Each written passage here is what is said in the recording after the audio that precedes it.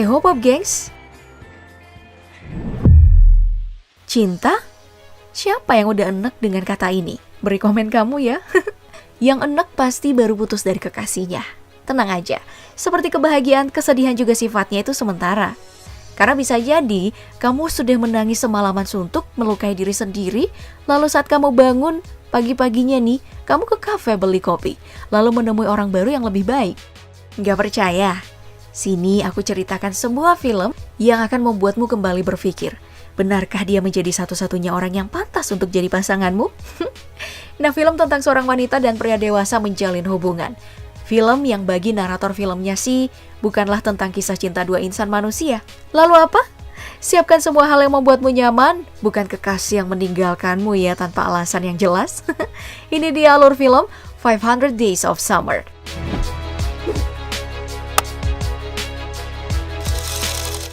Film ini sebenarnya memakai alur maju mundur sih.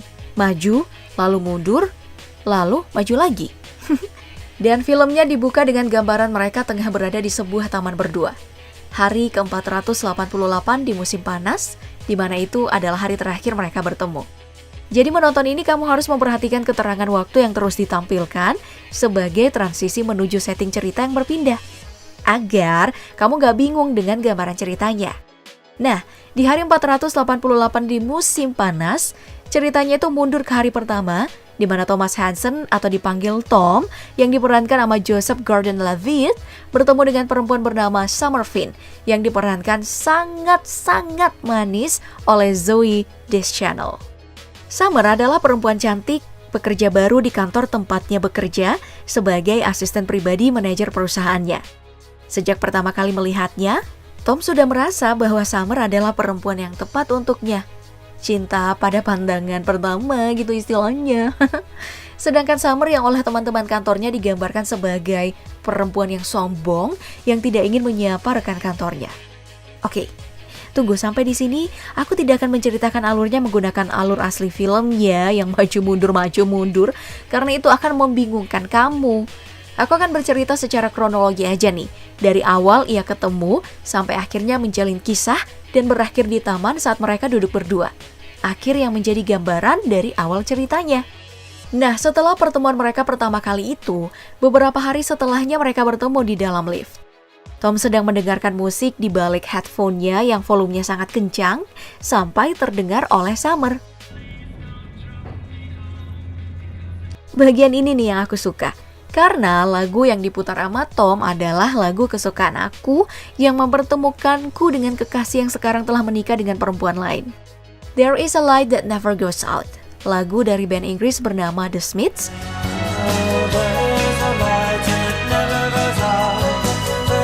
Yang ternyata disukai juga oleh Summer.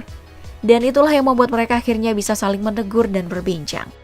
Tom masih terus berusaha dekat dengannya, namun Summer sepertinya perempuan yang sangat susah didekati. Setelah sempat sedikit dekat, lalu mereka kembali renggang lagi. Bahkan, ketika salah satu lagu dari The Smiths diputar oleh Tom yang berjudul Please, Please Let Me Get What I Want, so please, please, please, Summer tidak menoleh sedikit pun, padahal volume speaker udah diperbesar. So please, please, please. Sedangkan aku memutar ulang di bagian itu karena bagian dari lagu tersebut favoritku juga dan teringat akan mantan.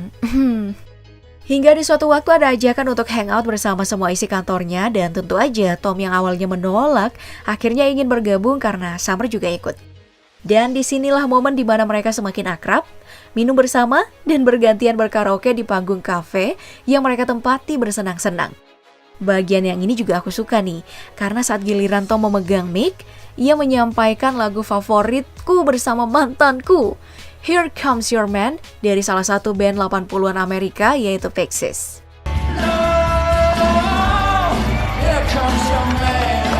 Setelah selesai berkaraoke, waktunya mereka pulang nih. Tapi sebelum berpisah, salah satu rekan kerjanya yang sudah sangat teler tanpa terkontrol mengatakan kepada Summer bahwa Tom menyukainya. Summer sih sedikit kaget ingin memastikan apakah Tom beneran menyukainya. Dan ya, Tom mengakui hal tersebut. Dan secara mengejutkan di kantor keesokan harinya, di ruangan fotokopi saat mereka sedang berdua aja, Summer mencium bibir Tom tiba-tiba. Au. Hal inilah yang membuat Tom semakin bersemangat mengejar Summer. Mereka pun semakin dekat, hingga suatu hari mereka sedang berjalan-jalan di sebuah pusat perbelanjaan, kebutuhan rumah dan furniture. Mereka kembali berciuman. Tapi di akhir ciuman, Summer mengatakan kepada Tom bahwa dia tidak sedang ingin menjalin hubungan yang serius. Dan Tom menyepakati hal tersebut. Mereka bersepakat untuk menjalani ini semua secara mengalir saja, tanpa embel-embel sepakat memberinya label atau bertujuan ke hal yang lebih serius. Meskipun mereka akhirnya tidur bersama. Menjalani hari-hari yang menyenangkan, teleponan, keluar bersama, bermain di kota, mengunjungi museum bersama, mengunjungi toko musik, makan siang bersama, dan tidur bersama di kamar Tom. Hal-hal indah yang dirasakan Tom yang semuanya diceritakan kepada adik perempuannya. Tapi hubungan mereka tetap tidak imbang bagi Tom. Kalau di Facebook nih, istilahnya itu complicated, karena Tom menyimpan harapan hubungan mereka ini diperjelas seperti apa dan akan mengarah kemana. Dan di suatu momen di sebuah kafe, seorang pria berusaha mendekati Summer, menggodanya, namun Summer menolak dengan halus. Membuat pria tersebut teriak dan mengatakan tidak percaya bahwa pria di sampingnya, dalam hal ini Tom, adalah pacarnya. Perkataan tersebut membuat Tom jadi berang dan memberikan bogem mentah kepada pria asing tersebut. Ya tentu aja dibalas dengan bogem mentah yang gak kalah kerasnya. Dan aneh, kejadian tersebut malah membuat Summer sedikit kecewa dan menciptakan suasana yang tidak enak. Menurutnya kejadian tersebut gak perlu, karena ia tidak membutuhkan orang lain untuk melindungi harga dirinya. Sedangkan Tom langsung jujur mengatakan bahwa ia membutuhkan kepastian akan hubungan mereka. Tapi Summer tidak bisa memberikan hal tersebut. Meskipun begitu, Summer tetap mendatangi Tom, meminta maaf karena telah membentaknya. Meski tetap kekeh untuk ingin seperti itu, menjalani semuanya ngalir gitu aja. Berulang kali Tom meminta kepastian. Summer tetap ingin hubungan mereka seperti itu meski sudah semakin dekat. Bahkan ketika Summer telah mengajak Tom berkunjung ke rumahnya, tempat yang selama ini hanya sebagian orang yang diizinkannya untuk berkunjung, menceritakan hal-hal privat yang sebelumnya belum ia ceritakan kepada yang lain. Tom yang semakin merasa sangat dekat dengan Summer yang begitu jatuh cinta kepada perempuan cantik itu, akhirnya mengajak Summer duduk berdua di spot favoritnya di kota. Sebuah taman kota di ketinggian yang terdapat kursi taman. Spot yang bisa memperlihatkan landscape kota dengan semua arsitektur dan penataan gedung-gedungnya. Di mata Tom, hal tersebut sangat indah. Karena sebenarnya dia ini memang bercita-cita ingin menjadi seorang arsitek, namun terkendala dan terjebak di kantor pembuat kartu ucapan tempatnya bekerja kini. Namun semuanya berubah dengan cepat. Sepertinya Summer sudah mulai bosan dengan kebersamaan mereka itu. Gak tertarik lagi saat ngobrol soal musik, film, dan lelucon-lelucon yang mereka lemparkan. Lalu di suatu hari, mereka keluar nonton bioskop bersama seperti biasa. Mereka nonton kisah sedih dua pengantin. Di saat Summer menangis terseduh-seduh nonton film, Tom memperhatikan tingkah orang yang dicintainya itu. Heran, mengapa Summer begitu terharu dengan film yang menurutnya sangat picisan. Setelah film udah selesai diputar, Tom berencana untuk mengajak Summer makan siang. Tapi Summer menolak. Ia sepertinya sedang tidak bersemangat. Tom beranggapan Summer sepertinya masih terbawa suasana film yang mereka nonton. Dan ia memberikan ide untuk menyantap pancake bersama. Disinilah dimulai konflik dari film ini. Saat mereka sedang menunggu pesanan pancake mereka, Summer tiba-tiba saja mengatakan hal yang mengejutkan. Ia ingin mengakhiri hubungan tanpa arah mereka. Menurutnya, hubungan mereka tuh gak akan berhasil. Summer mengandaikan dirinya adalah Sid Vicious, vokalis band punk asal Inggris yang dicurigai telah menikam pacarnya Nancy.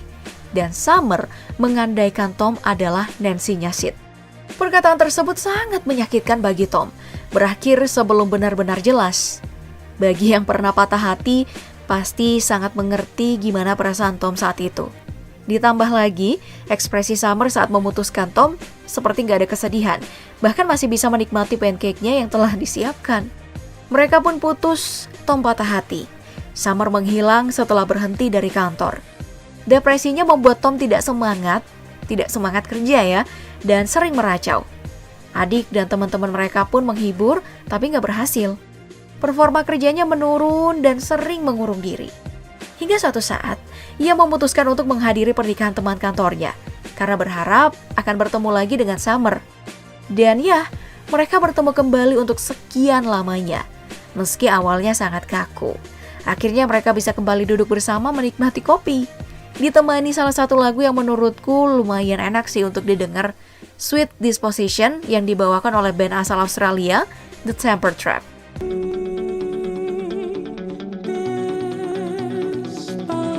Mereka ini menikmati pertemuan tersebut, menghadiri pernikahan rekan sekantornya, dan menikmati pesta bersama, minum, dan berdansa. Namun sekali lagi Tom harus kembali merasakan patah hati. Dan ini lebih dalam nih, karena saat Summer mengajak Tom untuk berkunjung ke rumahnya, ia harus menyaksikan sebuah cincin tersemat di jari manisnya. Oh God, ternyata Summer udah nikah. What? Tom patah hati. Kali ini bukan lagi patah hati, tapi hatinya seperti mendidih, gak percaya. Seorang perempuan yang terus nolak untuk berpacaran atau berhubungan serius dengan siapapun, tiba-tiba aja menikah. Tom yang sangat depresi akhirnya memutuskan untuk keluar dari kantornya, memulai hidup baru, meninggalkan kesedihannya yang parah, dan mulai mengejar impiannya menjadi seorang arsitek. Sebelum memulai semuanya dari awal, Tom mengunjungi sudut kota yang paling ia sukai, menikmati landscape dengan tata kota yang ia kagumi.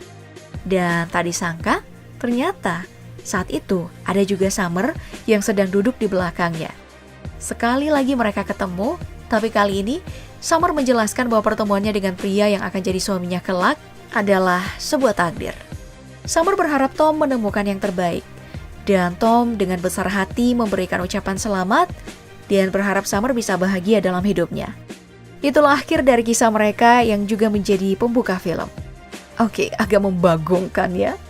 Tom pun melanjutkan hidupnya, mendaftar di sebuah perusahaan, bertemu dengan seorang perempuan yang ternyata adalah saingannya dalam wawancara di posisi yang ia inginkan.